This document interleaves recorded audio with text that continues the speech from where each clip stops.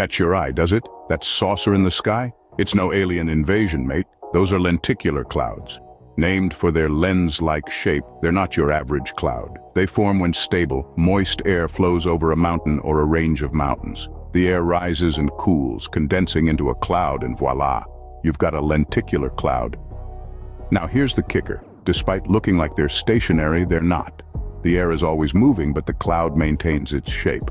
Often mistaken for UFOs, these clouds are a natural spectacle. But remember, they're just clouds, not alien spacecraft. So the next time you spot one, appreciate its beauty and keep your tinfoil hats at bay.